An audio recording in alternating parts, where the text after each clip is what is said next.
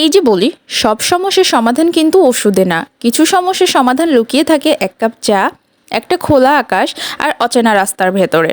ঘুরতে গেলে শুধু ছবি তোলা হয় না, মনটা হালকা হয়, মাথার ভেতরের শব্দগুলো চুপ করে যায়। তাই সুযোগ পেলেই বেরিয়ে পড়ো, কারণ ঘোরাঘুরি না করলে জীবনটাই অর্থপূর্ণ থেকে যাবে। আসসালামু আলাইকুম, কেমন আছেন সবাই? আশা করি সবাই ভালো আছেন, আমিও ভালো আছি। আমরা যারা ঢাকা থেকে অন্যান্য শহরে থাকি তারা কিন্তু খুব শান্তিপ্রিয়।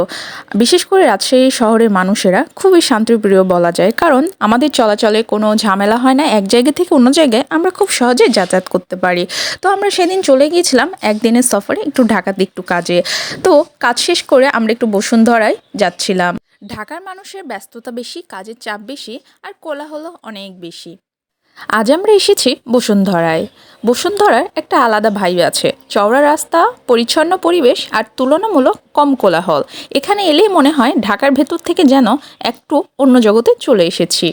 আসলে বসুন্ধরা সিটি শেখায় যে সবসময় ছুটে বেড়ানোই জীবন না, কখনো থেমে থাকা, চারপাশটা দেখা, মানুষের হাসি দেখা, এগুলো জীবনের অংশ। আমরা আমাদের কাজ শেষ করে আমরা এই দোকানে গিয়েছিলাম একটু কফি খাওয়ার জন্য। তো আমরা দেখছিলাম যে কি কফি আছে। আমরা সাধারণত কোল্ড কফি খুঁজছিলাম, তো কোল্ড কফি পাওয়া যায় না, তো আমরা এমনি কফিটাই নিয়েছিলাম। আর যেহেতু সেদিন শুক্রবার ছিল, প্রচুর মানুষের ভিড় ছিল। আর আমরা গিয়েছিলাম একটু দুপুর করে।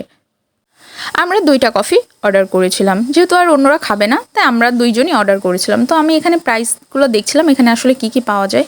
বাবা, বসুন্ধরার ভিতরে এত দাম জিনিসের যে আমরা সাধারণত কফিগুলো নিয়েছি, তাও প্রচুর দাম ছিল। যাই হোক, এখন খেতে হবে, কিচ্ছু করার নাই। তো এই যে আমি কফি নিয়ে আপুর সাথে একটু মজা করছিলাম, আপু খাবে কিনা। তো আপু এই দুপুরবেলার কফি খাবে না, ওইদিকে কাজটা করতেছে অন্যরা। তো আমরা ভাবলাম একটু বসুন্ধরা সিটিটা ঘুরে দেখা যাক। তো আমরা এই দোকানে ঢুকে খুব মজা করছিলাম, বলছিলাম এটা হচ্ছে আপুর বন্ধু, এটা হচ্ছে আপুর বান্ধবী। তো আপুও খুব আমার ছোটদের এই খেলনাগুলো দেখলে খুবই ভালো লাগে, খুবই নিতে মন চায়।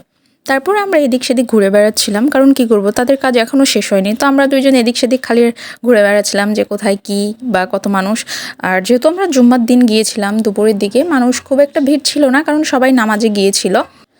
দোকানগুলোতে ভিড়, মানুষ নানা কিছু খুঁজছে বা ঘুরছে।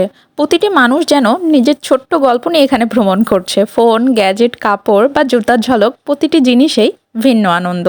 হাঁটতে হাঁটতে চোখে পড়ে খাবারের দোকান, খুশির হাহাকার আর ছোট্ট ছোট্ট মুহূর্ত। বন্ধুদের সঙ্গে ছবি তোলা, পরিবারের সঙ্গে আড্ডা, এখানে সব সম্ভব। বসুন্ধরা মানে শুধু কেনাকাটা নয়, এখানে শহরের ভেতরে নিজেকে খুঁজে পাওয়া যায়। হালকা হাওয়া, মানুষের হাসি আর শহরের শব্দ, সব মিলিয়ে একটা রঙিন জীবন অভিজ্ঞতা। যদি কখনো মনে হয় জীবন একটি ধীর, মন ভারী, তাহলে বের হয়ে পড়ো এই ভেতরের শহরে। কারণ বসুন্ধরা মানেই ছোট্ট আনন্দ, যা শহরের ভিড়ের মাঝেও মনকে মুক্ত করে দেয়। ঢাকার হারানো সাদার ঠিকানা মানেই নাজিরা বাজার। আজ আমরা এসেছি পুরনো ঢাকার সেই বিখ্যাত নাজিরা বাজারে, যেখানে শুধু খাবার না, ইতিহাস, স্মৃতি, আবেগ একসাথে পরিবেশন করা হয়। আজ খাওয়া হবে হানিফের বিরিয়ানি, আর শেষে বিউটির বিখ্যাত লাচ্ছি আর ফালুদা। নাজিরা বাজার মানেই সরু গলি, চারপাশে মানুষের ভিড় আর হাড়ি থেকে ভেসে আসা মশলার গন্ধ। এই বাজার শুধু খাবারের না, এটা পুরনো ঢাকার প্রাণ। যারা আসল ঢাকার স্বাদ খুঁজে বেড়ান, তাদের প্রথম পছন্দ নাজিরা বাজার। এই যে আমরা চলে এসেছি হানিফের বিরিয়ানিতে। ঢাকায় বিরিয়ানির কথা উঠলেই যাদের নাম সবার আগে আসে, তাদের মধ্যে হানিফ অন্যতম। এই বিরিয়ানির চাল আলাদা, মাংস নরম, মশলার ঘ্রাণ একদম ব্যালেন্সড। এটা খুব ঝাল না, ফ্লেভারহীনও না। এক কামড়ে বোঝা যায় কেন মানুষ দূর দূরান্ত থেকে এখানে আসে।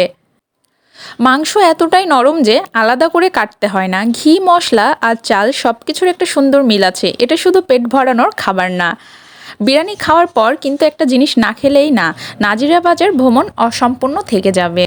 বিরিয়ানির স্বাদটা এখনও মুখে লেগে আছে, কি যে মজার ছিল কি বলবো। তারপর আমরা খাওয়া দাওয়া করে বের হতে রাস্তায় দেখতেছি বাখরখানি। বাখরখানিরও আলাদা একটা সুনাম আছে।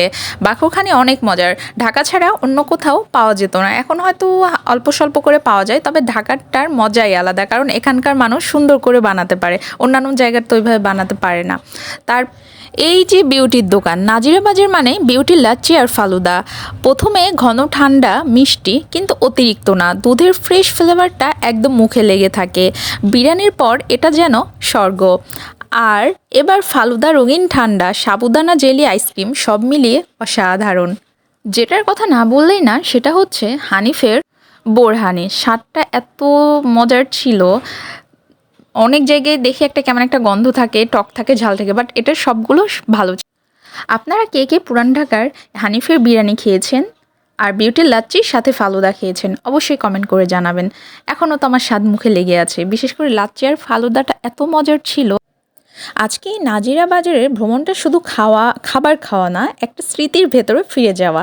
আপনি যদি কখনো পুরান ঢাকায় আসেন তাহলে নাজিরা বাজার হানিফের বিরিয়ানি আর বিউটির লাচ্চি ফালুদা মিস করবেন না। তারপর আমরা ঢাকার নাজিরা বাজার থেকে চলে গিয়েছিলাম গুলিস্তান। আপনি নাজিরা বাজারে গিয়ে কী খেতে ভালোবাসেন অবশ্যই কমেন্ট করে জানাবেন।